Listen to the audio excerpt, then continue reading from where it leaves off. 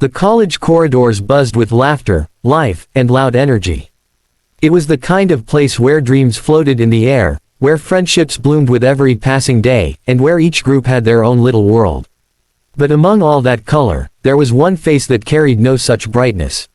Her name was Asa, a girl who didn't speak much, didn't laugh like others, and always kept her eyes low and her presence smaller than she deserved. While the world called her strange, no one ever tried to see why she was the way she was.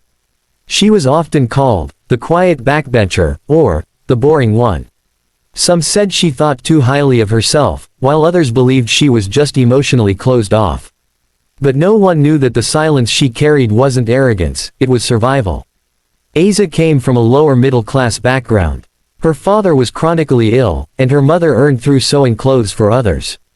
Asa studied through scholarships and part-time tuitions. Every step of her life was a careful balance, between responsibilities and dreams, between poverty and pride. Every day she would walk through college like a ghost, unnoticed, untouched, unheard.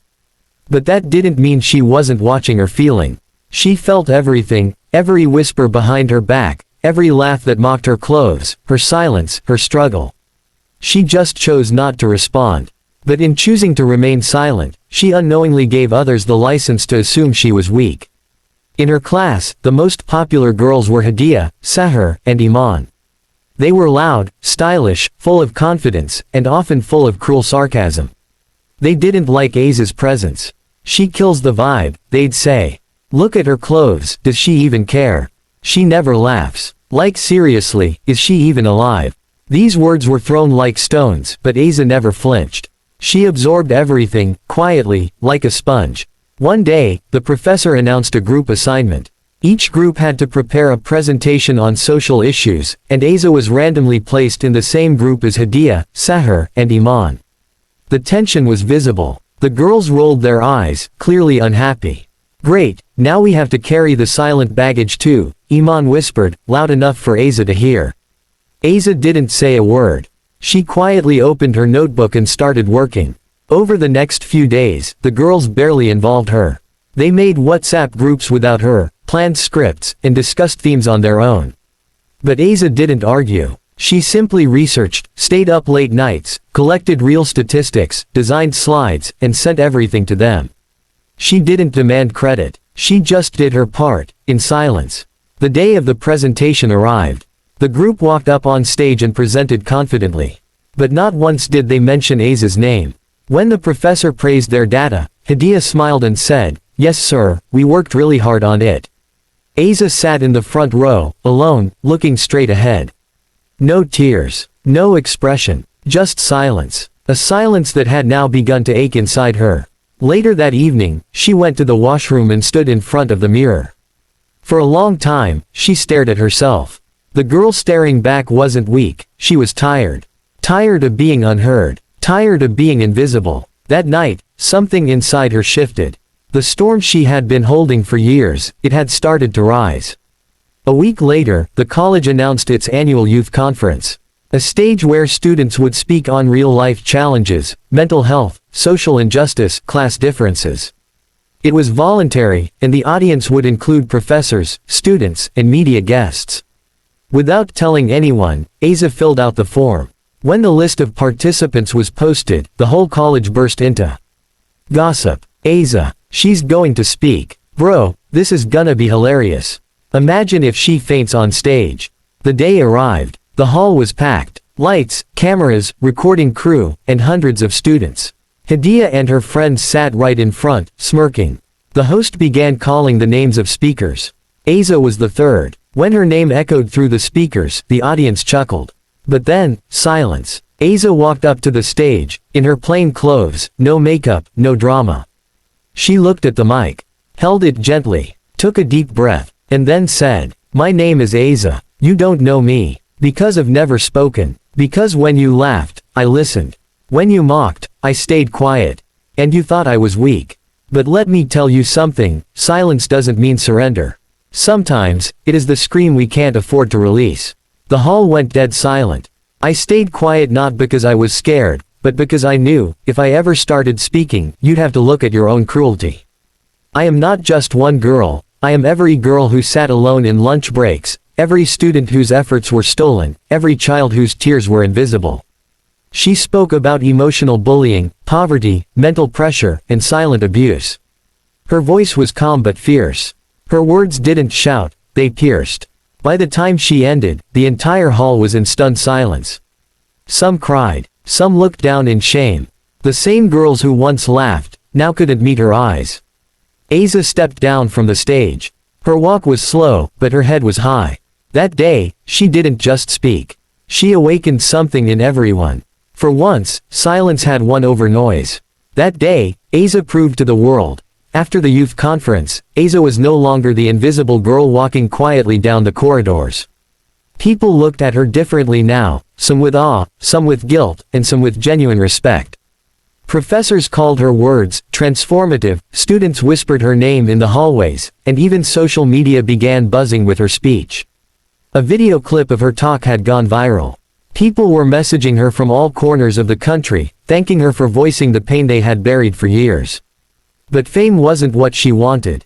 Recognition wasn't her goal. She had spoken because her silence had reached its edge. But now she had found something bigger than herself.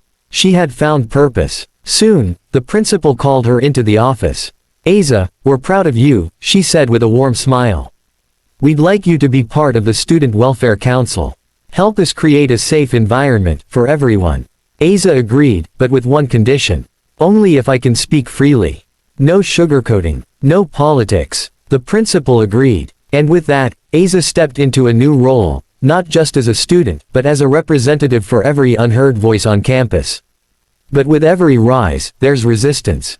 Hadiya, Seher, and Iman were no longer laughing.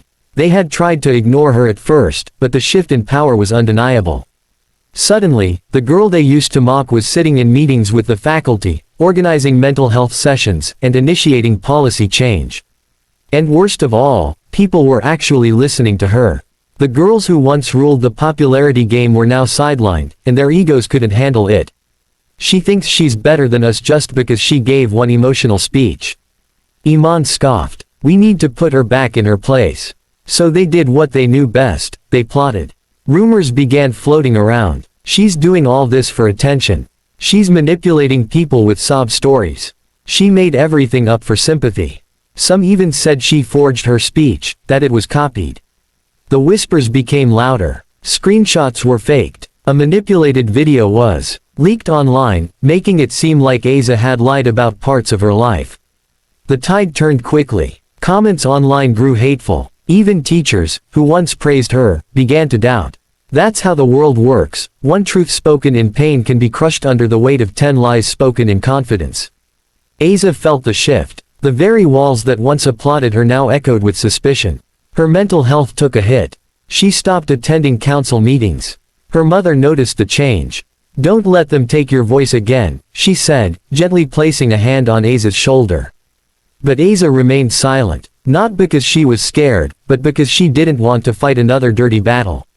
Until a miracle happened. One afternoon, she received a call from a woman named Anila Malik, a renowned journalist and social activist. "Asa," she said, "I saw your original speech. I know the truth. And I want to interview you live, on national television. But only if you're ready." Asa hesitated. She had never even imagined something like that. The internet had already chewed her up once. But then she looked in the mirror again. That same mirror where she had once questioned her strength. This time, she didn't see weakness. She saw fire. "I'll do it," she said. The interview aired live on a Friday evening. Millions watched. Anila asked her everything, from her upbringing, the bullying, the rise, the backlash. And Asa answered each question with calm dignity. "Yes, they tried to break me. And yes, there were moments I wanted to disappear. But I didn't lie. I didn't need to. My life was painful enough to be a story on its own.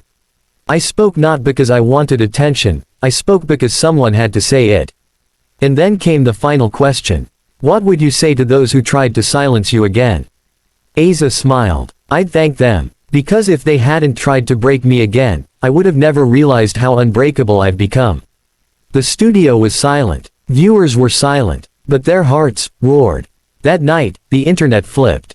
Her full speech was reshared. Activists, teachers, and even celebrities tweeted their support. Students across the country began tagging their schools and colleges, demanding mental health reforms, anti-bullying measures, and student-led councils. Asa had accidentally started a movement. Back on campus, things had changed, again. This time, no one dared mock her. Even Hadia and her group backed off. Not because they felt guilty, but because now, they were irrelevant. The truth had won. And Asa was not alone anymore. She began conducting workshops for younger students, especially for girls who had lost their confidence, their voice, their light. She would tell them, don't confuse silence with weakness. Don't confuse politeness with submission. Speak. When the time comes, speak. Not to hurt, not to win, but to heal. Years later, Asa graduated with honors. She didn't just leave college with a degree, she left behind a legacy. Her name was written in the college's annual journal under the section, Voices That Changed Us. But even then, she didn't celebrate. She quietly walked home, opened her worn-out diary, and scribbled a single line.